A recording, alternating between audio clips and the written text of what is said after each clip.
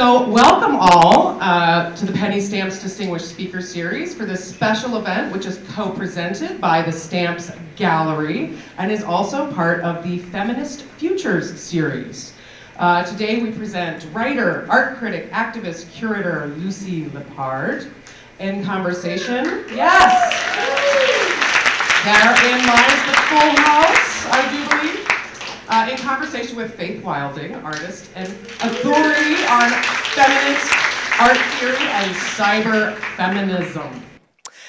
We will be having a conversation between these two ladies today, and Srimoy Mitra, who is the Stamps Gallery Director, will be moderating that discussion. We do want to thank all of our partners, because you know it does take a village. The Department of American Culture, the History of Art, the Stamp School Dean, and Diversity, Equity, and Inclusion Committee at the Stamp School. And of course, our dear partner always, UMA, University of Michigan Museum of Art, where we are. Yes. I just love seeing this room so full. It's beautiful. I also want to extend a thank you to Irina Aristarkova, because it is really her friendship and work with Faith Wilding that has been essential in bringing us to this moment here today. I know she's here somewhere, but thank you, Irina. This event is also, as I said, part of the Feminist Futures Series, which is organized by the Stamps Gallery and co-sponsored by the Center for the Education of Women. They have many, also the Institute for Research on Women and Gender and the U of M Library. So they have a number of events upcoming. They have literature out on the table out front, so you can take some as you go and go to more of those things. We will entreat you to join us in a Q&A today at the end of the conversation. Srimoy will invite you. We will have two wonderful UMA employees with microphones to assist in audio. Without further ado, there is one thing I don't want to forget to have it said today. Suzanne Lacey is coming up in the Penny Stamp Speaker Series later in November, and I just want you all to note that Lucy today is wearing Suzanne Lacey's shoes. So, Suzanne is here before her arrival. Anyway, we are going to have a proper introduction of our speakers, and I want to welcome Stamps Gallery Outreach and Public Engagement Coordinator and hardworking young lady, Jennifer Junkermeyer-Kahn.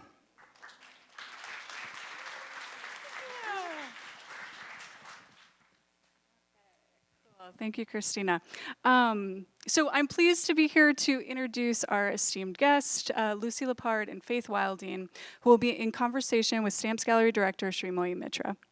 Again, a huge and special thank you to Stamps School of Art and Design Associate Professor Irina Aristarkova for her time, vision, efforts, and energy in organizing and realizing this event. It would not have happened without her.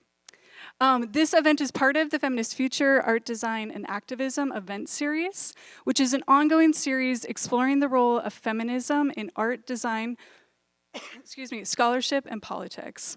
The series brings together multi-generational artists and thinkers in contemporary art, design, art history, and related fields who have shaped and are shaping current discourses on gender and the fight for equality. We kicked off the series this past Saturday with performances and participatory readings of text and poetry on feminism, queerness, and gender with Detroit-based artists and writers Sharina Rodriguez-Sharp and Chase Mike Wright Morris, with a restaging by Arturo Herrera of Faith Wilding's landmark performance, Waiting. For a complete reading list and information on upcoming events for the Feminist Futures series, please be sure to grab on your way out the door one of the Feminist Futures brochures, which is this yellow one. And then we also made buttons for the series, which are free, so I hope you take one of those as well. Now on to our guest of honor. Lucy Lippard is an American writer, art critic, activist, and curator. Lippard began her career as an art critic after earning a BA from Smith College and an MA from New York University. She was among the first writers to argue for the dematerialization at work in conceptual art and was an early champion of feminist art. Throughout Lippard's career, her work has been about blending art, politics, and culture into the art world in hopes of creating an inclusive culture. Lippard has curated some 50 shows, often in non-traditional venues, and is the author of over 20 books on contemporary art and cultural studies. Her published works include From the Center, Feminist Essays on Women's Art, Mixed Blessings, New Art in a Multicultural America, 6 Years, The Dematerialization of the Art Object from 1966 to 1972, The Pink Glass Swan, and Get the Message, A Decade of Art for Social Change, among others. She is the co-founder of various artist groups, including the Art Workers Coalition, Ad Hoc Women Artists Committee, Printed Matter, the Heresies Collective, Political Art Documentation Distribution, Artists Call Against U.S. Intervention in Central America, and the guerrilla performance groups Outside Agitators and Damage Control. She has received 9 honorary doctorates of fine arts, a Guggenheim Fellowship, a Distinguished Lifetime Achievement Award for writing on art, and numerous other awards and accolades for literary critics and art associations. Faith Wilding is a professor emerita of performance art at the School of the Art Institute of Chicago and a graduate faculty member at Vermont College of Fine Arts. Born in Paraguay, Wilding received her BA from the University of Iowa and her MFA from the California Institute of the Arts.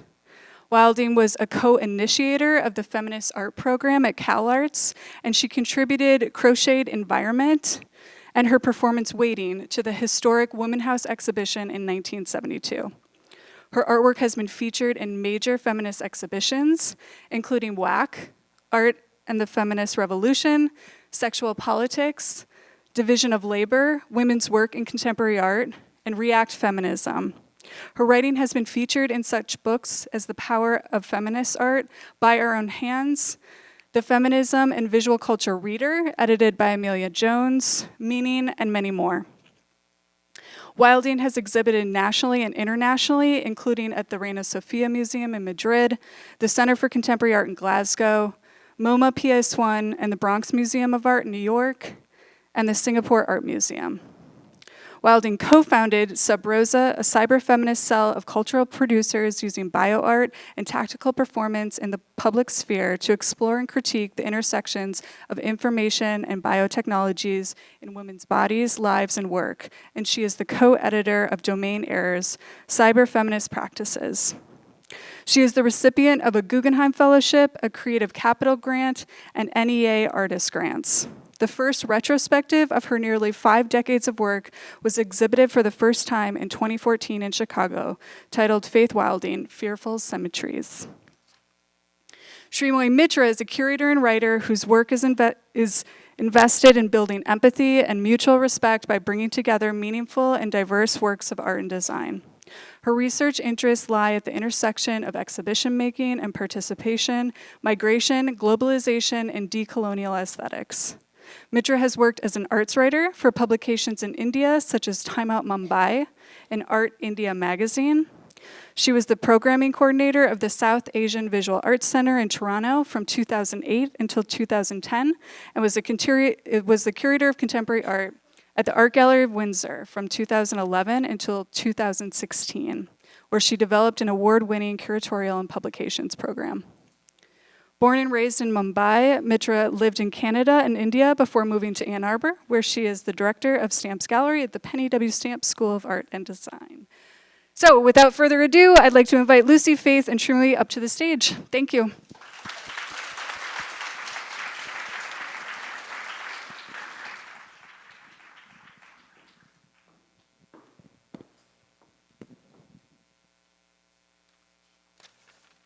Do this again.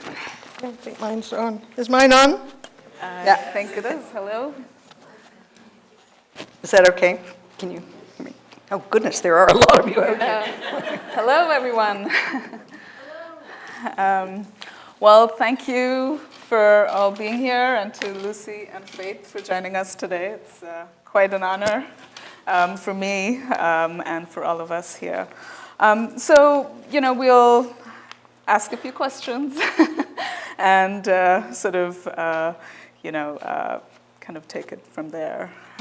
So I guess I wanted to start by, really starting out with how you perhaps got started in becoming a feminist in your work. As Lucy, it's in, I believe, from the center, you've sort of described it as a process of consciousness, becoming a feminist. So, I wondered if you could share with us sort of some of your formative experiences. Right after you finished your master's, you started working at MoMA, and you had mentioned. No, I was working at MoMA while I was getting my master's. Oh, okay. That you famously said it was your first and last job. So can you tell us a little bit about working there, what you learned there, what made you leave, and did you always know you wanted to be a writer? Well, I worked there because I needed a job when I got out of college, and I was working in the Museum of Modern Art library, and the librarian was really a great influence. I mean, I called him my professional Dada, because Dada and Surrealism were sort of my fields at that point, and so on. I didn't really become a feminist for years after that. I started freelance writing at that point and got my master's while I was working at MoMA, sort of working for curators and working in the library as a page, bringing books to people and so forth, and living on the Lower East Side with an artist and learning the art world from the bottom up. And anyway, so feminism, I was in the Art Workers Coalition. I always thought I was one of the boys, and I did not want to let that go. And so in the Art Workers Coalition, I was sort of one of the boys. But there were women who were starting a feminist group called WAR, Women Artists in Revolution. And I was sort of sympathetic, but I didn't want to get involved in that. I didn't want to really be a woman. And then I went, that was in '69 or so, and I went and lived in Spain for a few months to write a novel because somebody had offered me a house, and I took my small son and wrote a very experimental novel. Anyway, in the process of writing it, I discovered I was a woman and I was a feminist. And I came back and fell into Faith Ringgold and Poppy Johnson had started a group we called it Ad Hoc Women Artists because we didn't think of anything catchier, but we picketed the Whitney, and War had tried some of this stuff and it hadn't worked real well, so we thought, well, we'll hit them again. And we picketed the Whitney annual, which was then an annual.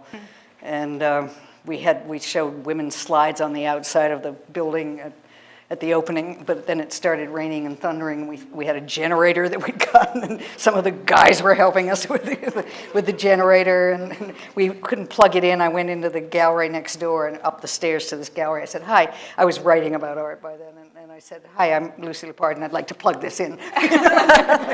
And they let me, so we had the slides and stuff, and then we went and said there was a sit-in inside, and then we did various things during the whole annual, and we got a lot more women in the annual. Never enough, and it's still about 20% or something, I think, but that was what we succeeded in doing. We got them, we started a slide register, we got them to look at women's work, and so anyway, on and on. And meanwhile, Faith is out in the West Coast raising hell too.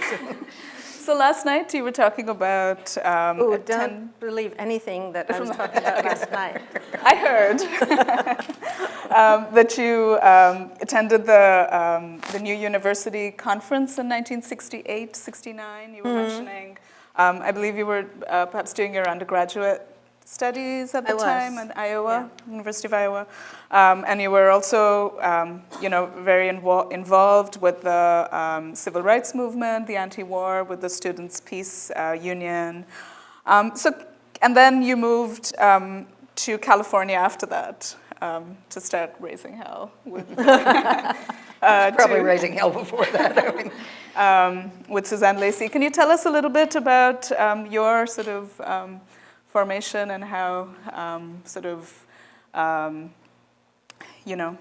became a feminist, or what that meant in terms of, because when you moved to California, you at that point enrolled into the Feminist Art Program, is that correct? Well, not the first year, but then Suzanne and I, who had both been exposed to feminism, and knew about consciousness-raising groups, and just like, okay, we're going to start a consciousness-raising group, and so it was like we put out a flyer saying like, Anybody want to come and talk about sex and orgasm? Well, we had quite a lot of people who came, and a lot of them were young faculty wives. This was the interesting thing. I was a young faculty wife at that time, yeah. So, that was one of the effects of that group that Suzanne and I led, which soon grew by leaps and bounds, was that marriages started coming undone pretty fast. Those were turbulent times. The late '60s, early '70s. There was a lot going on. Lots of protesting, Vietnam War, lots of consciousness about race and civil rights and feminist rights. Very much part of that, right? And those things all were intertwined. And so things were exciting and shaky, and you had to kind of take sides at that time, and I didn't know I was going to be sitting there with 70 women talking about how to have an orgasm, and Suzanne and I kind of looked at each other like, are you going to tell them or am I going to tell them, and then it was Judy Chicago came to campus and was immediately introduced to me, and and so said, I have this idea of starting an all women's thing, art class or something. It was just an art class at first, and then it changed. I think I write about that quite a bit in By Our Own Hands and in other places I've written about that, because it was, as we would say in German, einmalig. It was unprecedented in so many ways, right? We didn't know what we were doing, really, and that we were opening up. It was the very first time I'd ever heard anybody talk about being raped. It didn't even occur to me that my classmates, in college would have been raped. It just didn't occur to me, And I was raised in a very religious commune where, things like that never happened. Who knows? But certainly it was like, so what did you ask me? Yeah, no, this. Did I answer? I realized I didn't start some of the slides. This is our little.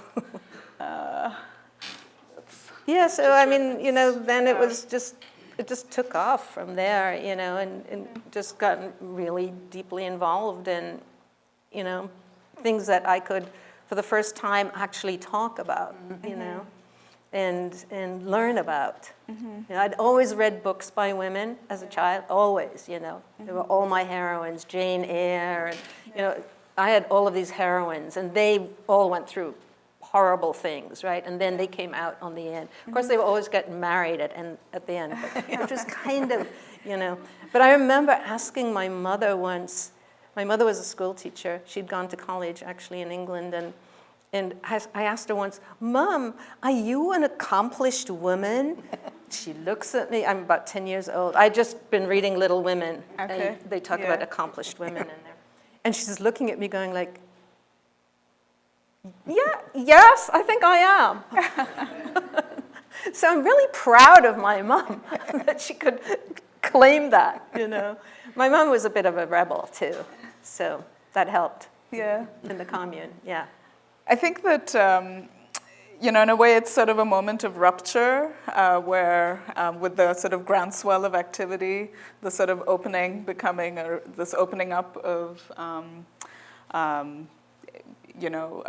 to be able to talk about things, I guess, that hadn't been openly talked about. Consciousness raising was sort of an amazing thing, because none of us had ever talked about some of this stuff, and we were, what? It was interesting. It was very heavy duty, too, A lot of marriages came apart, a lot of unhappy things happened, but a lot of really good things happened, too.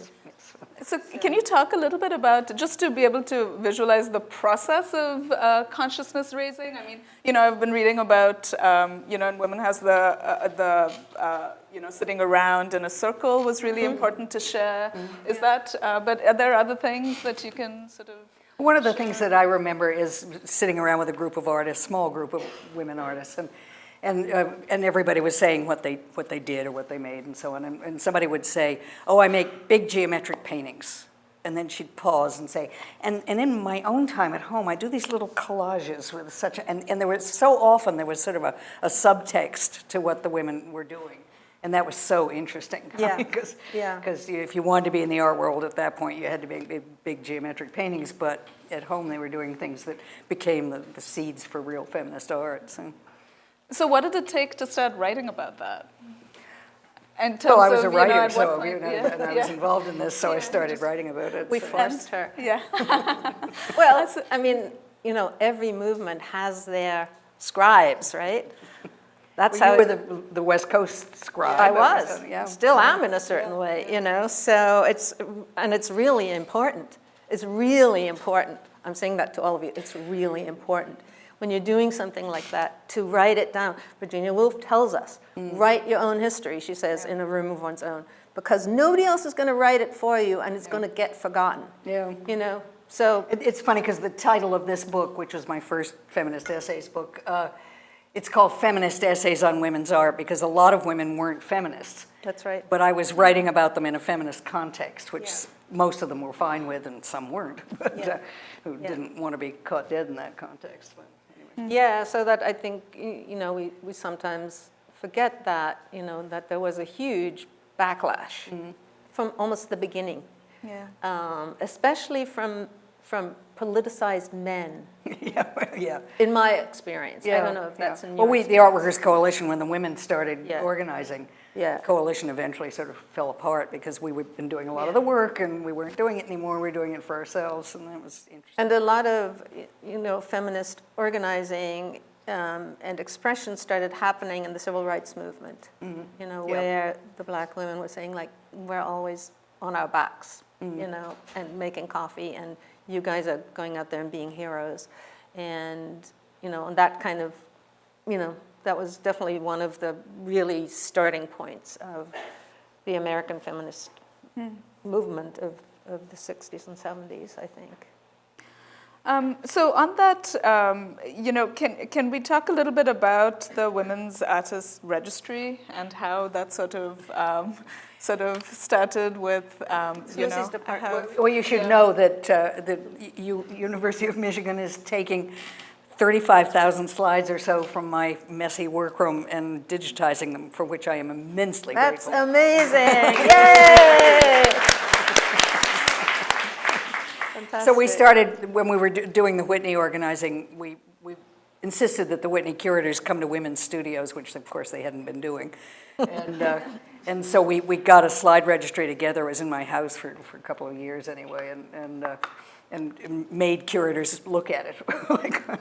And that was one way we got more women into the Whitney Annual. One of the things we did at the Whitney, which I recommend as a guerrilla tactic, is we dressed well for a change, and we went in and one or two of us, and we'd become docents. And so we'd just dress well and stand in a corner and say, yeah, come on, we're starting this thing. And the Whitney, of course, didn't know we were doing this. And then we'd lead people around and make comments about feminism and so forth.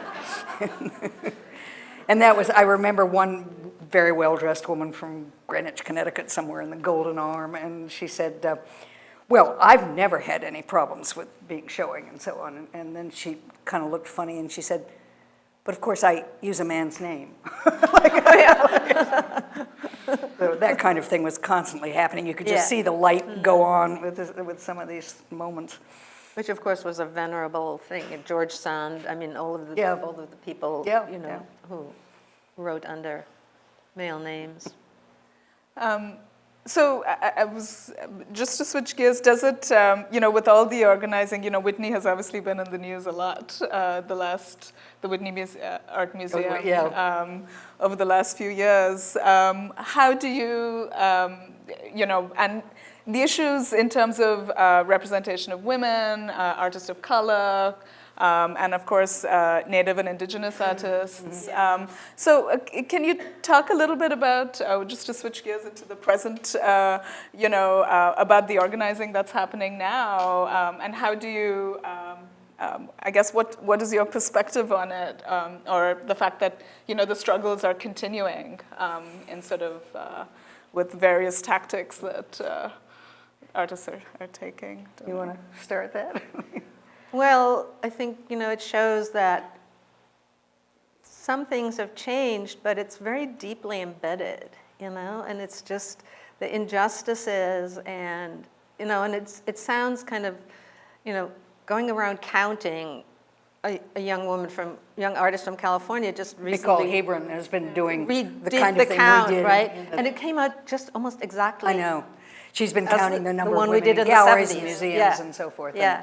So you hasn't kind of changed wonder, how long does it take a museum to acquire, works? And also the other thing is that collectors, if they're not collecting women artists, many museums get their works from collectors who donate them, right? So if the collectors are not buying work, then the museum's not going to get that either.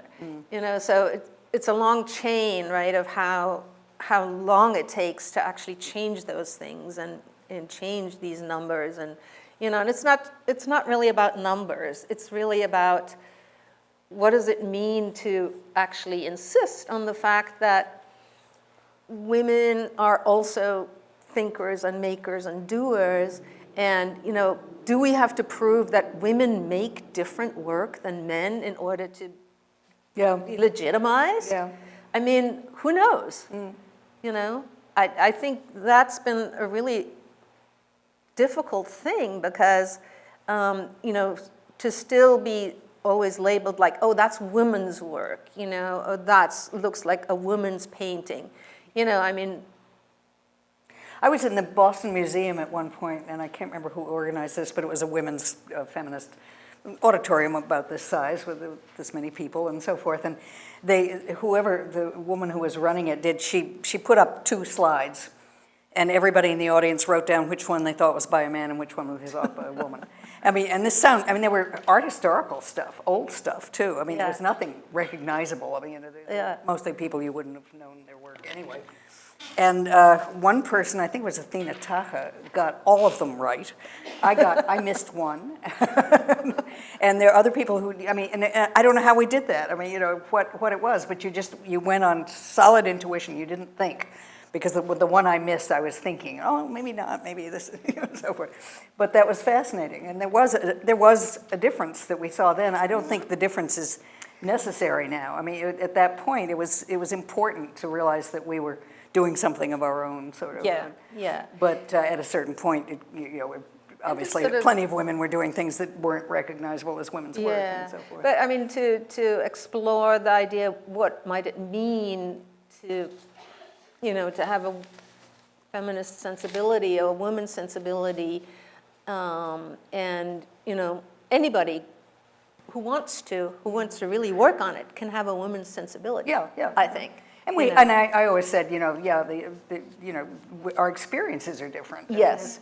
Yeah. I had a quote that got put on a coffee mug at one point, but it's something like, Yeah. art has no sex, but artists do. And at that point, we use sex for gender, so it sounds really weird, But that was true. And Pat Steer, we were talking about this the other day. Pat Steer, whose work I don't think would be now considered feminist in any particular way, but she was a feminist.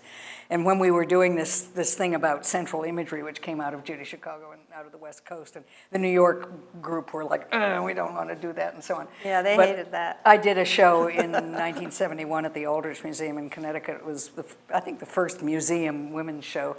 It was a very small museum, but and Judy and Mimi Shapiro, Judy Chicago, the founders of the Feminist Art Program, or the whatever. Anyway, they came and they were going like there, and I had to admit there was a lot of the stuff they were talking about in this show, which I hadn't even recognized, and certainly the artists hadn't, and that was kind of fascinating. And then we started a group called. We decided we needed to have a national presence, and we started a group that we were going to have somebody in each major city being the kind of organizer and start up with feminist thing. I had a newsletter that I did, and so we were going to call it East-West Bag. And Judy Chicago said, "Why is East Coast always first?" So we named it West Coast Bag, which was west-east bag, I mean web, and so it worked perfectly. So anyway, that was one of the... And that led to the registry, or that was part No, of the it? registry It was already set- going, Oh, it was but, going, okay. but Yeah. that was...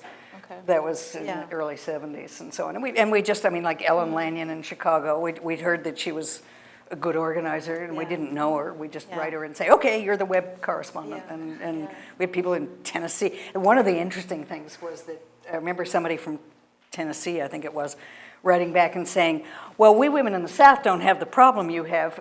Most of the art is by women. So we don't want to get involved in this. Because art wasn't respected either, I guess. Right. Thank you. So to sort of get back to this, whether women had, a different, we've talked about perhaps there was a different sensibility, or there was a different sensibility within women's art, Well, nobody was making art about menstruation or birth or whatever, and all of those things were definitely women's things. So. Yeah. And then also, as you were talking about, talking about the experiences of women that, hadn't been done openly. So I guess I wanted to come to the Woman House and the Feminist Art Program that you were sort of part of and became and sort of instrumental in the exhibition Woman House. So can you talk a little bit about, which was sort of located in this crumbling building, so you had to sort of, in order for the exhibition to take place, a group of women had to sort of come together and fix the place. I think I was reading something where Judy Chicago had referenced it as a feminist boot camp of sorts. Yeah. But can you talk a little bit about, we were talking about labor too, so can you talk a little bit about, the building or, developing the Woman House exhibition and the installation. And then, I'd like to, at one point, touch on your work, waiting as well, but that can wait. Woman House happened partly because we were about to start the new semester at CalArts, and there was a huge earthquake. CalArts had just been built and was just being opened up for its first semester. And there was a ginormous earthquake, and all of the beautiful wooden floors were like this, and half of it had fallen down. So we couldn't go there. We couldn't go to school. Nobody could go to school. So we had to find places to do our work, for that first semester. So Paula Harper, our art historian for the program, suggested that we do something in a house in the city or in a space in the city, So, and then they found this old mansion that was going to be torn down to make a highway access to the Hollywood freeway, and bingo, $1 it cost. But of course, we replaced all of the windows. We had to learn how to do windows. They were big windows, right? And the tools were painted pink. The tools were all painted pink, and we all wore combat boots, because this was combat, basically. And, a lot of us were delicate flowers, who had been reared, in nice homes in New York or in some city, and, we'd never had a hammer in our hand. I was different because I had a hammer in my hand. But it was like endless complaining, right? It was cold. There was not a working toilet in the place. There was no running water in the place. We had to go to pee. We had to go down to the local gas station. So there was no heat. It was winter. Winter isn't that harsh in LA, but it is when you're a delicate flower and working like a dog the whole day. So it was kind of in retrospect, I think it was an amazing thing to be able to do. We learned a lot. We made a space. That's what we were doing. We were making a space. And as we were making the space, we had consciousness-raising sessions talking about what our experiences in the house and the home had been. And people chose rooms, like, people chose the kitchen, and then thinking about, what is my history with kitchens? How was my mother in the kitchen, or who was in the kitchen? Who made the food? So even the closets, every bathroom, there were 3 bathrooms, I think, and there was a dining room, there was a big sort of living room, which we made into a performance space. And so the whole idea of domesticity and the really long, long history that women have in the home, in the house. And again, I'm quoting one of my favorite authors, Virginia Woolf, In a Room of Its Own, has an amazing description of women's rooms. It starts out, some are hung with washing, some are filled with books, some are, and she goes on and on about the kinds of spaces that women have created for themselves, when they get a chance to have a room of their own, and to make a space in a home. And so a lot of things came up. Most of the people are quite young. I was already, 28 or something, but most of the students were quite young. They were like 19, 20, something like that. First time away from home.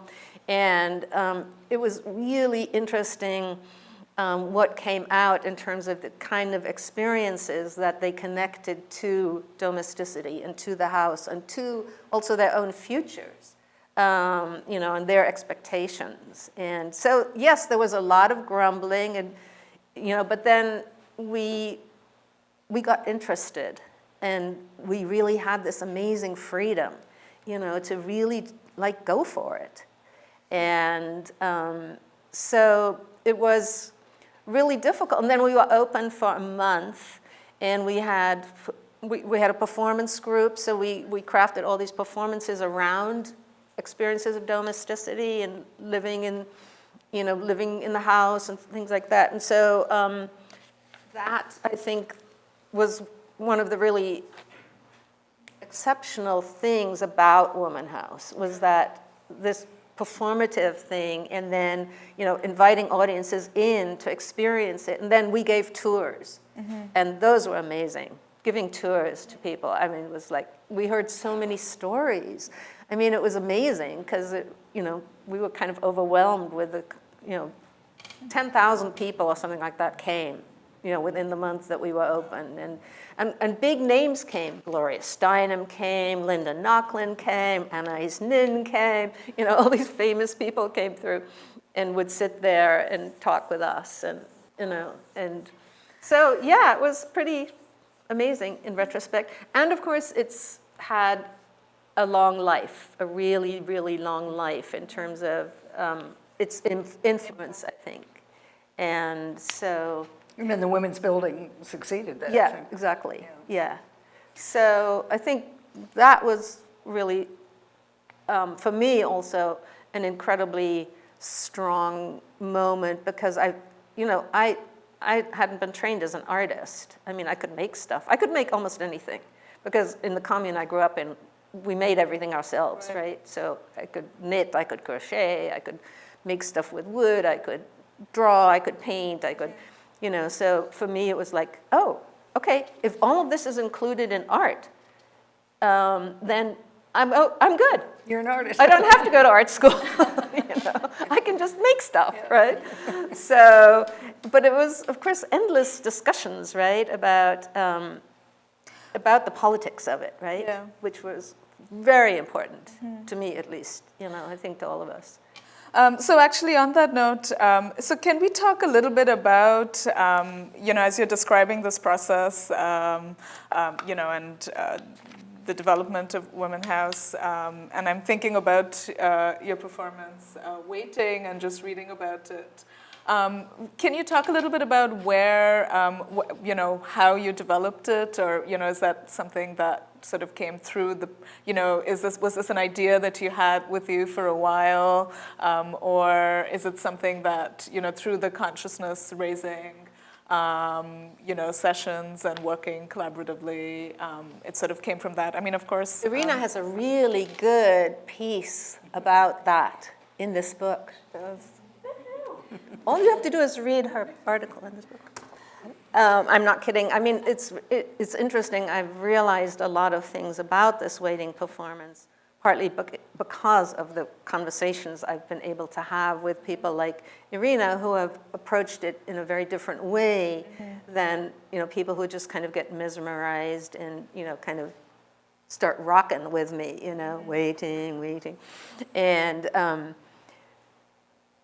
and it came out of the performance group that we had in the Feminist Art Program, where we, from the very beginning of the Feminist Art Program, we did consciousness raising, and then Judy would say, so go home and make a piece in any way you want to make it about being hassled on the street. We're looking at her going that's what art is about, being hassled on the street? She said, yeah, well, that's going to be feminist art, It's going to have new content. It's going to have different kinds of, ways of thinking about art and what art can do. So that was, the great kind of revelation to me. What can art do,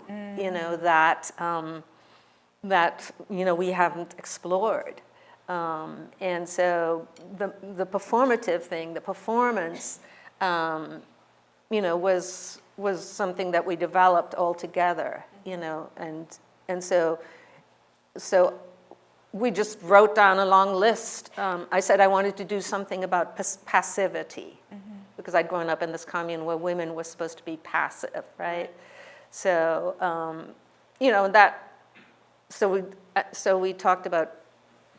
So we wrote down everything we'd ever waited for, and then I took it and, and kind of worked it, and then several people tried to perform it, and we figured out, slowly how to, So we developed about 5 different performances that were done at Woman House every Friday and Saturday night, and we had a whole program, and people came piling into Women House and sitting on the floor, and we were doing the performance. So it was a very intimate and very close. People were this close to me when I was doing the waiting. It was they're sitting right there, and I'm kind of moaning and groaning, and so which is a very different way to perform, I think, and to be connected to people. Than when you're hanging something on the wall, it's a very different kind of in the media. But I think women were definitely a big influence on the way performance art developed. Absolutely. Because it was sort of a funny space in the art world that people weren't filling yet, and women poured into that space and did some extraordinary stuff. Yeah. And I think it was a very good way of actually dealing with subject matter that you couldn't really figure out how to make art about that, or other ways, how could you make art about, menstruation? There's been a lot of art about menstruation. One could do a whole show now about menstruation. That's true. Yeah, Cross if one would want to generations. do that. Whatever. So I guess, this real sense of, there is, because also with the performance, it makes me think of there's a resilience and a power, also the sense of empowerment, which, the Woman House, sort of that whole process sounds like, and from that it was a really, an empowering one in a way to be able to accomplish such a thing. So from that, I guess I wanted to, get to sort of this, the way of working together. Let's talk about Heresies too, because that was Heresies. That was the big part of my Super experience. Because when in the around 1977 is when the first issue came out, but '76 we started talking about the fact that we didn't want the feminist movement to be all about domesticity and women's images and so forth, and we were socialist feminists, and so we wanted to do something about art and politics, and so we had meeting after meeting that was open, and women would come and we'd talk about what we might do, and so we talked about having a space to perform and stuff, which didn't happen, and a journal, which did, which was Heresies. Heresies was called a Feminist Journal of Art and Politics. And that was totally collaborative. So at the end of a year of these sort of open meetings, we said, okay, anybody want to be in the collective? And 20 of us or so appeared, and 9 of us were Aries, which meant there was a lot of noise. Noisy, bossy women like me. But, Stubborn. But it was quite a interesting. I mean, we did self-crit after every single meeting. Everybody read everything that came in. You wrote your comments about what came in. We rewrote things. Some people didn't want us to edit anything. I mean, it was a fascinating process, and it lasted for a long time. Plus, really. you pasted up We pasted like we used to paste. everything was pasted. Pre-electronic, you young Which people. is, if you've never seen an issue of Heresies, it's so awesome. It's so beautifully made and so interesting and alive. And we had the Mother Collective, Yeah. which was the formative collective, and then each issue was done by a different group of women. We tried to have a couple of the mothers in it and so on. And I think the second issue or the third issue, anyway, we soon did one called Race is the Issue. Yeah. It was edited by women of color, and then the Harmony Hammond sort of spearheaded, so to speak, the lesbian issue. Yeah. And she did the first lesbian show in New York and so forth. And so each issue really came from a different part of the population. And there was the feminist earth population. keeping or earth something? Yeah, earth. Yeah, which, by the way, interestingly enough, just recently I got an email from 2 women from Portugal, from Lisbon, saying like, we're going to do a show based on that issue of Heresies. And they wanted me to be in it. Also lives in New Mexico. Yeah, I mean, it has legs. Yeah. Definitely, still. And for me, it was a huge, because I was allowed to sort of write a feminist article once or twice a year in Artforum or Art in America or whatever, but one person who shall be nameless because he's an old friend, but he was an editor of Artforum at that point, and I said, well, why don't you have a short article on a woman each issue? And he said, well, we don't want featurettes. Featurettes. His wife was a feminist, and we never let him forget that. But it opened me up to be able to talk within a context. I mean, to write within a context that I knew was both supportive and critical, God knows, because we did this self-crit after every meeting. Yeah. And you'd think, oh, this was a really good meeting, and then somebody would say, nobody paid attention to me, or I hate what so-and-so said, it was offensive, and each issue was like that, too. At the beginning, if you look at Heresies, the sort of editorial statement in the beginning of each one says, this was a very contentious process. I mean, so it was never easy, any of this stuff. Yeah. But, it strikes me just listening to you talking about it in terms of the aspect of political organizing that went into all of these creations. They were so linked to, and we had to study, we had to read about this, we had to do our homework and to kind of figure out how did people do that, how does one organize something like that, and how does one. And it was incredibly constructive in that way, even though it was also difficult. Yeah. Yeah, I have a great image actually of, that's just some things from, of the organizing. I think it's going to come after this.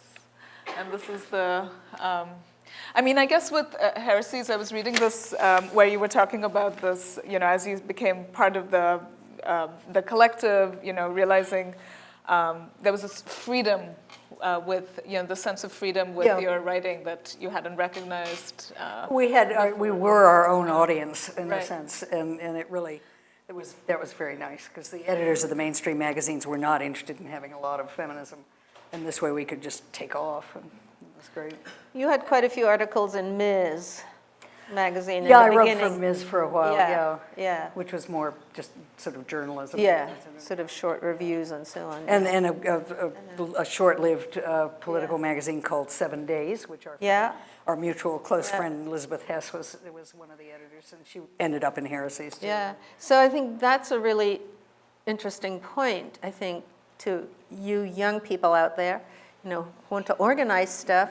You have to write about it. You have to, I know people write on YouTube, but you know, that's not going to last very long, right? It can be just erased. You have to put it in print. I believe in print, okay? Let's keep books alive. Let's keep, you know, ways of, and you know, so this is part of organizing, is to write about what you're doing, to form some ideas about why you're doing it that way, and you know, how you're going to help other people to realize how they can, you know, find a voice and organize and do something. So that's my lecture to you. Can we actually, Thank you for listening. Can we actually talk a little bit about the book as a form, book as a set, you know, as a platform? I think for both of you in different ways, it's sort of been, you know, as you've talked about yourself as a, you know, as a historian as well, right? Of, you know, with this kind of another really important book, bringing all the histories and narratives together, and then through all your multiple books, sort of creating, a platform and and recognition of artists who might not have been known. Yeah. So can we talk a little bit about the book, or so there's the artist book, and then and how you approach your book? Well, I just like the book form because I get to really sink in and spend a couple of years working on it, and that's my favorite form. And for the rest of the time, I'm basically a journalist, and sometimes sort of a hack. You know, but I choose my own. I don't. Nobody ever. Rarely I get asked to do something. I do what I want to do, and that's the virtue of being a freelancer all your life. Is you don't make money, but you get to do what you want to do. People come up to me and say, "How can I be a cultural critic?" And I say, keep your standard of living extremely low, and you can do whatever you want. I mean, wear your friend's shoes. You know? That's Yeah, I mean, you know, as a young girl growing up in South America in a weird religious commune, you know, I could go to the library and I could borrow books like Jane Eyre and Wuthering Heights, and you know, my reading was a little bit controlled because of this strange commune that I was living in. But you know, I had all of these heroines. Little Women was Little Women very, was very huge. early. I mean, I read everything too early, so I didn't really get anything. But it was huge. Little Women was huge. Even though, you know, when Yeah, I read it now, it's kind of pious in a certain way. But it was really, you know, it was huge for me. Yeah, me you know, too. I knew it by heart. Yeah. And I would reread, and like, look at these women. Somehow, you know, Jane Eyre, she's so brave. You know, she refused Mr. Rochester. Oh my God, you know, she stood by her own values. You know, and then she got him in the end, of course. But you know, of course, it's a romance, so. But you know, I mean, the reading was so important for me to think about the world in a much bigger way than I was actually experiencing it, right? Yeah. And I read, I mean, I gave a lecture at the New School about criticism, and I hate the word criticism. I don't like being called an art critic because, as far as I'm concerned, I'm an advocate, not a critic. I mean, I save my criticism for society. and I write about art I like. I mean, I don't write about I don't pick at people. I just write about what I like and everything.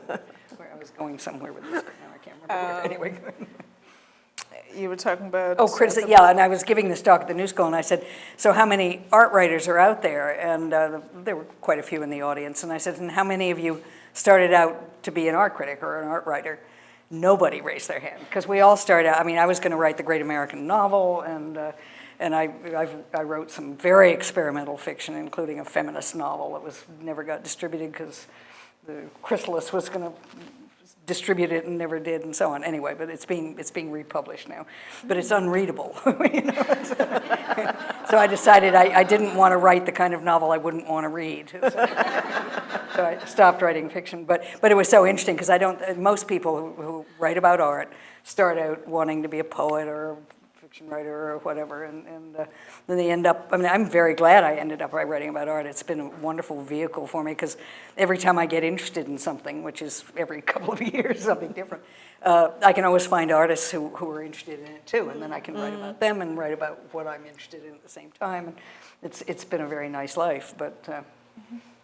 Super important, you know, the reading for women, I mean, just historically, it was really important, because women weren't allowed to read and write. Yeah. You know, nuns were in nunneries, you know, and they weren't allowed to, like, write manuscripts and stuff. A few of them, unfortunately, or fortunately, decided to disobey this rule and began to, you know, so, and I have a great love for some of the rebellious nuns who wrote down some pretty interesting stuff. I guess we will, I want to be mindful of time, so we have a good amount of time for questions, because I'm sure you have many. But so, you know, you have both talked about feminism and what it has meant to you and your work, and how it sort of is a worldview, sort of intrinsic in sort of everything that you do, or, you know, shapes your approach. Right. So can we talk a little bit about, you know, the present now, in terms of, I guess, was it 20 years ago or so that you moved to New Mexico? No, 27 years. I've lived in a very small village in New Mexico for 27 years. And so my focus has not been on feminism, although everything I do as a feminist, as far as I'm concerned. But I'm in the fire department, the water board. I published the monthly newsletter for 23 years now, and so forth. So that I've sort of narrowed my focus with a vengeance. But I've also written about the West and changing extraction and all the horrible things going on in the country and so forth. But. And I guess that's sort of a common, you know, and we were talking about how you had just a few years ago gone back to Paraguay after 50 years, and sort of the work that's come out of that, and also with the collective Sub Rosa. So can you talk a little bit about, you know, from, you know, organizing and talking about you know, equality, equity for gender. You've also always written about you know, we've talked about artists of color, indigenous artists. That's sort of always been part of your sort of milieu. You know, not differentiating. So from that to looking more specifically at land use. You've talked about land use and extraction and. We'll talk about Sub Rosa, because that's interesting. I haven't done anything feminist as such, you know, for quite a long time, and you have. Everything you do is feminist, Lucy. Well, that's what I say, but that's just, you know, cover my ass. No, it doesn't just cover your ass. It's part of your worldview. Yeah. So, you know, and I think that's important to stress, because feminism isn't just about women. Hello? Anyway. So, I mean, not only about women. Okay, so we all need it. What am I supposed to talk about? Sorry. So, I'm an well, it'd be great. Why don't you talk about Sub Rosa? Yeah, how you know. Yeah, Sub Rosa we started when I was teaching at Carnegie Mellon University, and which is a very, very has a lot of heavy-duty science stuff going on there, and so we started seeing ads in the newspaper, in the school newspaper, for that was searching for red-haired or blonde young women, you know, with a good background, with high grades, good IQ, to become egg donors. And we're going like, wait a minute, they're soliciting, you know, egg donors from college students. Now, of course, it's everywhere, right? Everybody's donating eggs these days. But so we started looking at, so I wrote up this whole kind of 5 or 6 page thing about sex and gender in the 21st century or something like that. It was like a grand plan, you know, thinking about all of the very different aspects of how science and politics and also just daily living and so on, and we're changing the ways in which actually sex and gender were playing out. And we're seeing this very strongly, right? This is happening everywhere. And, IVF was very new at that point. It was not a wholesale thing as it is now. Egg donation and all of that was, is now very much taken for granted, even though it's extremely expensive still. So we started doing a lot of research into that, and then trying to think about how can we make work about that. We have a really good website, by the way, that you can find, and that explains and shows a lot of images of the projects that we've done. And we've traveled a lot. We still do a little bit. And we travel to Singapore and to Europe and to the Eastern Europe, and because one of the reasons we did that was because the egg donorship was an international thing, as is body, kidney donorship. And so it's a real international trade. A lot of it's under the radar, under the wire, but it's also very much poor countries are exporting their body parts to rich countries or to people in rich countries. So it's, again, a very political, to us also a very feminist kind of concern. And we wanted to really explore that and to teach people about it, because they're so, through our performances and our writing and so on. So there's only 2 of us still left in the collective, and we just actually did something in Denver talking about collaboration and what it means to collaborate and to work collaboratively, which for artists is often very hard, because we are required in this culture to be single, isolated geniuses, so that we can get the Genius Award. Rugged individualism. Or individualism, exactly. Yeah, so to me, having grown up in a commune where everything was done communally, it's like, comes naturally to me, even though, I also really like to work alone. And, I crave aloneness because of growing up in this commune too. But it was really, it allowed us to do a lot of things and to think about a lot of things that, I wouldn't have done on my own necessarily. So,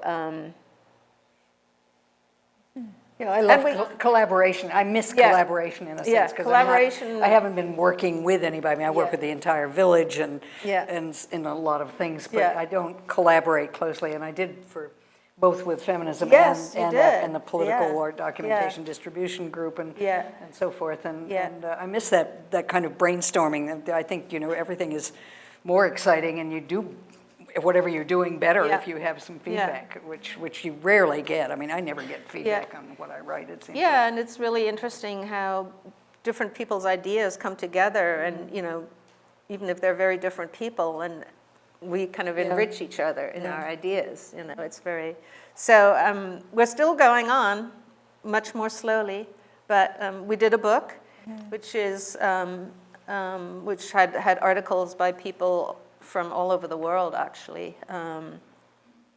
Irina has an article in it. Lisa, who also teaches here, Lisa, what's?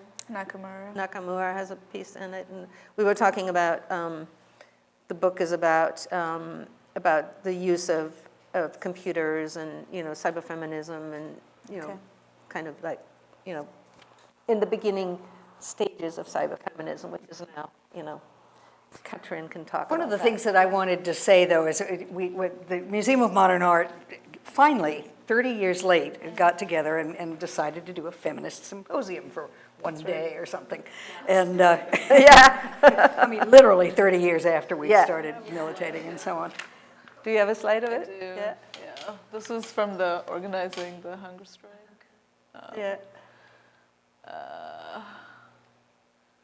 Let's just, yeah, there you go.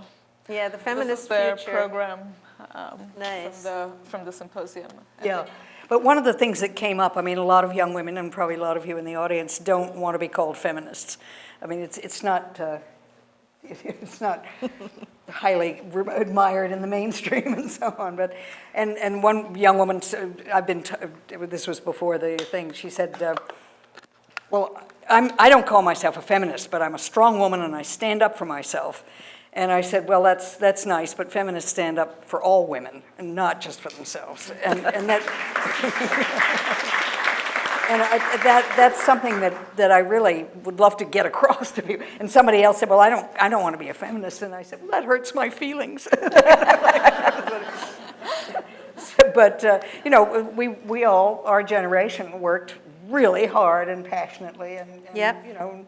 And you know, it did improve. I mean, the numbers may not be quite, but it certainly, and now everybody's having their moment, all us, a lot of artists of Faith's generation. As we're about to step into the other world. Yeah. Yes. And suddenly there are women's shows around. I mean, like all of a sudden, why now? I have no idea. I guess then that brings me to one of the last thoughts before we open up is about memory. So, you know, this wonderful book has, you know, you have sort of little snippets of your memories growing up and your experiences, and through your many of your essays, Lucy, you talk a little bit about your personal experiences. We don't really get the memoir. If you really that want way. to hear some personal experiences, you should read Overlay. Right. Yeah. Lucy gets down and dirty in there. Not really. Favorite books of yours? Could have gotten a lot Overlay is more about dirty and down. when you discovered prehistoric art actually had contemporary meaning for you. No. It's a beautiful book. All my students love it. I'm just telling you, you have got a lot of fans out there for that book. And my partner's a social anthropologist, and he hated it. Well, he's wrong. Yeah, he's wrong. So can you talk a little bit about memory? You know, we've been talking about, you know, kind of walking down the memory lane, I suppose, of, you know, all the organizing that you've done and sort of built a movement together, you know, so looking back, and then now this kind of moment of, you know, we're talking about, you were saying that Heresies is having a moment, or, you know, so many... Not so much Heresies as many of the artists. Older women's art, suddenly. I mean, Yeah. so many close friends are now being paid a lot of attention to in the art world for Yeah. God knows what reason, but it's Making wonderful. enough money so that they can comfortably retire, which Yeah, is big Yeah. when you haven't had any money And all when you your haven't life. been teaching. And you've been teaching and you've been working really hard, and yeah. And suddenly you can afford a few luxuries. It's actually really nice. I don't know. Faith is working on a memoir. I am not. We've been I know, through, Lucy we've been and I have through had this. this discussion. I have She's like, absolutely no interest No in writing interest a in memoir. a memoir. I said, like, Lucy, but you're depriving us. Oh, yeah. All of you. Actually, you have a lot in Overlay. Well, I put in my books, I put my Yeah, own you hide experience. away a few nice little When things. I first started writing as a formalist in the mid-'60s, you know, you weren't supposed to bring yourself in. Yeah. And in fact, you weren't even, as an art critic, you weren't supposed to know artists, because John Cannaday, who was the Times major critic back then, about 59 or 60, he fired Dory Ashton because she knew artists too well, and he meant it in the biblical sense. Because she was married to an artist. I was always with artists and so forth. And the idea was that no, if you were an art critic, you were not critical enough if you happened to hang out with artists. And everything I know about art, I've learned from artists, and I thought that was really utterly stupid. So anyway. Well, I have written 16 chapters of a memoir, which at the moment is in cold storage. I'm just saying. So something for us to look forward to. I'm not sure. I had one idea for people are always demanding a memoir, and I'm not interested. But I vaguely started in my mind anyway, something called stuff, which is looking Love it, yay! looking around my house and taking a picture of something that was given to me, by a friend or a lover or not or whatever, and then writing a little paragraph about what this stuff means. So that it would be a sort of, I always call myself a collagist. I love putting things together that don't belong together. So in a sense, this would be a kind of collage of my life where I wouldn't be telling any secrets or anything, but my surroundings, I have tchotchkes all over the place. I mean, things that people have given me and things that I've gotten hold of and so forth. And Mae Stevens was a dear friend, is a really wonderful feminist artist, has had Alzheimer's for the last 10 years or so, and I've been her power of attorney. And so when I sold her house and got rid of her house, I ended up with some of Mae's tchotchkes as well as my tchotchkes. She had a lot of tchotchkes, as I have a recall, lot of tchotchkes. Rebecca Solnit, who was a wonderful feminist writer, stayed in my house before she was famous. Used to stay in my house in the summers sometimes and take care of my cat. And she said, "Do you realize there's not a single surface in this place that isn't full of stuff?" So stuff will, if I ever get around to doing that, will be sort of a memoir. So. Yeah, Lucy used to have these giant stacks of things. I remember going to your studio for the first time where you were living in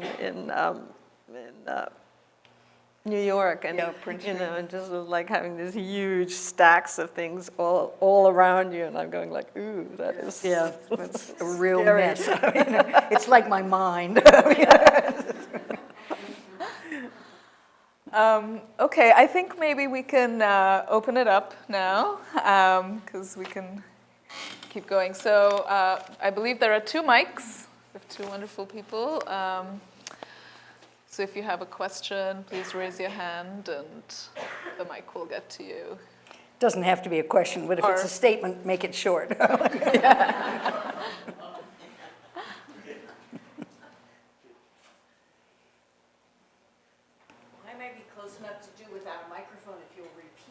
But they may not be able to I'm hear bad you. at repeating, so wait for the microphone. Yeah. Oh, okay, there's a question at the back, and then we'll come to you.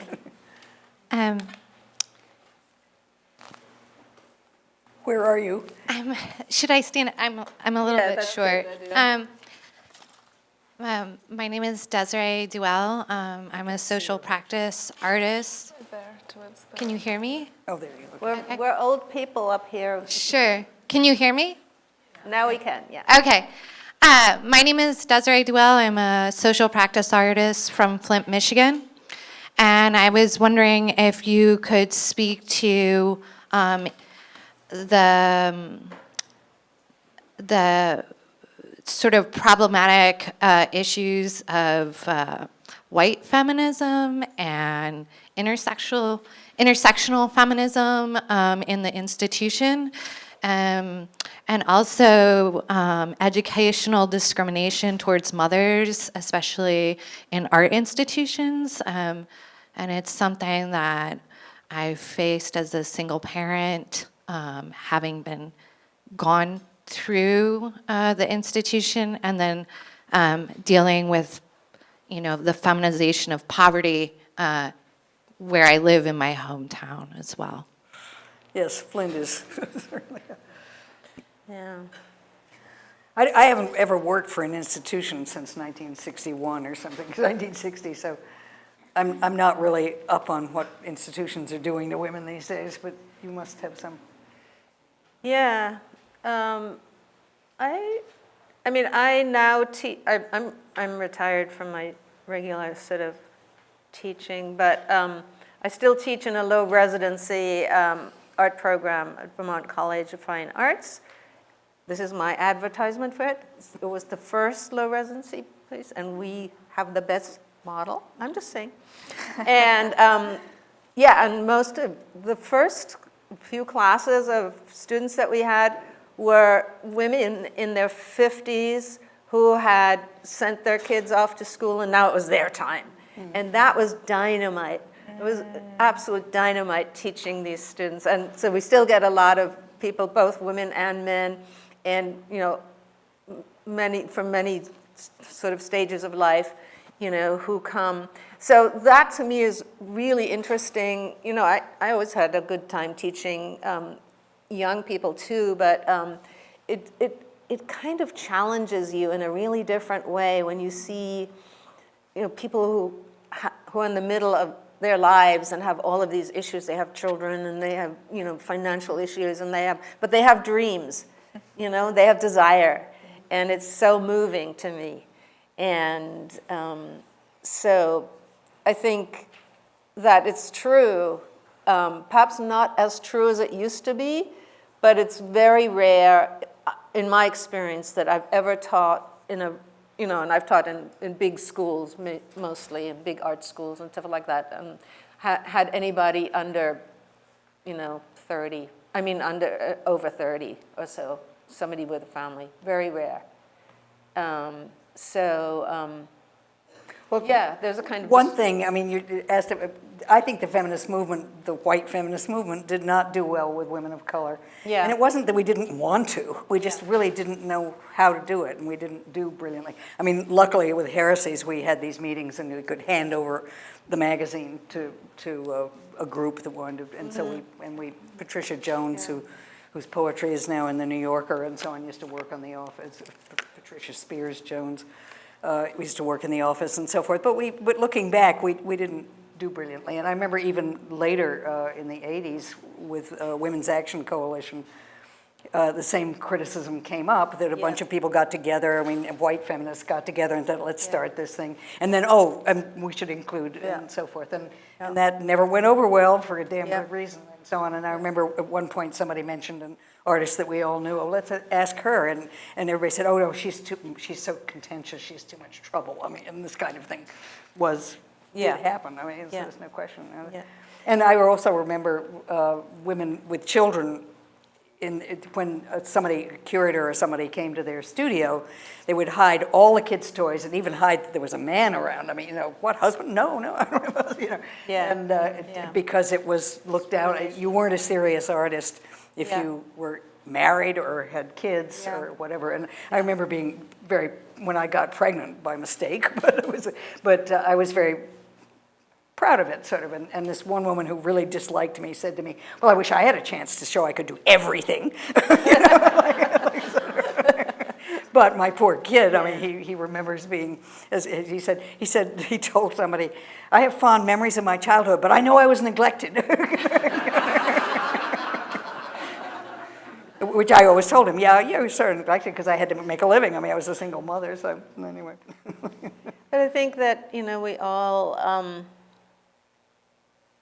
are still trying very hard and working, at least the people I know and that I'm connecting with, trying really hard to educate ourselves too, and to try and figure out ways in which, I sort of, I'm a perennial visiting scholar at Brown University, and these are huge issues that are being worked through there. Brown was founded by a slave trader. Like most of the Ivy League schools, they're all founded on slavery. And there's a lot of issues, and there's a lot of work being done, and so it's really super important. And the whole LGBTQIA is difficult for some of us. Or the they thing is hard to remember and hard to respect, because we're not used to it. At our age, but it's it's there, and it and I think respected. just as with feminism, we had to learn about that. We have to learn that. We have to learn new ways of speaking, new ways of relating, new ways of thinking and opening up our thinking. And well, I remember there was a group called Artists Meeting for Cultural Change in New York in the early 80s, late 70s, early 80s. And we were trying to get people to use, pronouns. He or she or whatever at that point. And a lot of these guys who were in it claimed to be really, radical and lefty and so forth, but they absolutely couldn't use the feminine pronoun. I mean, it was sort of amazing. Carolee Schneemann did a wonderful kind of diatribe about that at one meeting. That was, Yeah. I think we have a question here. Just want to. I'm interested in hearing more about the transition for Lucy Lippard from New York to New Mexico, both how that happened and how it affected your perspective. And I actually think maybe reflecting on place, the role place has been playing in the conversation might lead us back to these questions of race and privilege, that they're connected. yeah, I'm not quite sure how to connect that, except that the village I live in is a little Hispano farming village that in the 27 years since I've been there has been very visibly gentrified. And artists do tend to be the flying wedge of gentrification. We did it on the Lower East Side in New York when we seem to be able to do this, unfortunately. I had gone to New Mexico first in 1972 and loved it, but knew I couldn't make a living doing what I do and what I did. And I was absolutely right. I mean, it was hard enough to make a living in New York, but finally, I just was ready to. I was teaching one seminar in Boulder, Colorado, at the University of Colorado, and got back to the West. My maternal grandparents were from the West, and I'd always been raised on these stories of riding Indian ponies across the plains and so forth and so on. And so I had always wanted to be more involved in the West, and I got out to Colorado, and this history started coming up out of the ground at me. And when it came time when I could leave New York, I didn't want to be in Colorado because I was going to be dragged into the university, and I'm not an academic. And so actually Harmony Hammond, who I mentioned earlier, had settled in Galisteo, and I visited her and fell for it, and that was the end of that, or the beginning of that. But before I moved there, I was already working on a book on place, which it's about memory and it's about family on some level. But I was just ready to get out of the art world. I mean, I used to tell people, friends in New Mexico, I came here to get away from art, and that my artist friends would look, really?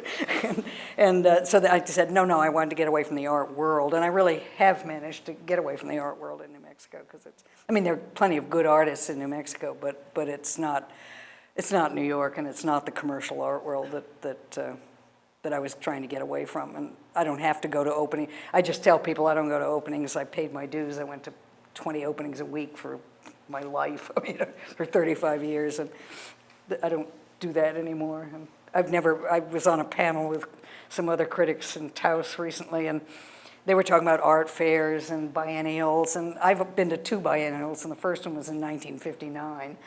And I've been 3, the Havana Biennale, I've said that too. But I don't go to art. I've never been to an art fair. I'm not. Don't go. It's horrible. Yeah, no, it's not my thing. I went for the first time last year to Miami, Basel. It was horrendous. But you were a great success there. Apparently so. I had a moment there, apparently. But, but it was horrible. I was terrified the entire time. I was like, I could only spend maybe an hour in the actual place, and then I had to go out, breathe deeply, and sort of walk by the sea. But, it's horrible. It's terrifying. You see acres of art. Terrifying. All right. Terrifying. Really. It's not to be recommended. So I think we have time for one more question. This one right there. Well. So there's one, I think if you could get a mic there, please. Or 2 if we're quick. Right next. Hello, I'm tremendously honored to be here and to listen to you. I sort of grew up with the feminist art movement. Well, I'm about the same age as you all. And I am incredibly privileged to teach at a college where I teach a course called the Feminist Art Movement. And I wonder what advice you would give to my young feminists. Thank goodness they're back. My young feminist artists and art historians, as they study the movement and go out themselves to build a better feminist world, the men and the women who take the class. Well, be angry and be activist. Read everything. They read Heresies. They just finished a unit on Heresies where I give them the journals. Well, great, and Heresies is now online. Joan Yeah. Bradman has put every single issue of Heresies, who directed the So film. much cooler to have the actual thing in Yeah, your no, I hand. totally have agree. copies of them all. Yeah. I can donate. Yeah. I have a little collection of them, and they love holding the journals. Great. Yeah, we felt really good when we got that doing a first good issue job. out. Is there one more question, or, okay. Is that Erin, or? Yeah, hey. Hello. Thank you, Faith and Lucy. I have a question from when I'm critiquing feminist art in school. I question if I'm being more critical of it because of internalized misogyny that I've inherited through like cultural osmosis, or if it's because I'm just looking at bad art. And how do you identify those blurred lines? Identify with what? Those blurred lines. The blurred line. I didn't quite get what you were saying. Afraid I didn't. So either. can you repeat this? So the first half you said you were being more critical. You're wondering if it is. Yeah, could you just repeat your question? Yes, yeah. Just a little slower. Sure. Yeah, so I'm wondering if I'm being more critical of feminist art because of this internalized misogyny that I've okay. inherited through cultural osmosis, or if it's just bad art. Just what, power? Bad art. Bad art, oh, yeah, okay. It's not bad art, so forget that one. I mean, There's a lot of bad art out there Yeah. by people of all colors and sizes. yeah, exactly, and all genders. Genders, yeah. Internalized misogyny is certainly a fact of Yeah. life, and there's no question. I mean, Yeah. it took a lot of guts in 1969 and 70 and so forth to say you were a feminist. I mean, when I would give lectures and like the question, I got a question, some guy would say, why don't you wear a bra? I mean, that kind of thing. I can't remember whether I was or wasn't, but whatever. And I got used to the fact that these guys were always standing up and insulting us and so on. And I found out they were all sculptors, all sculptors for whatever reason that was. And so when some guy would stand up and start bullshitting, and I'd say, do you happen to be a sculptor?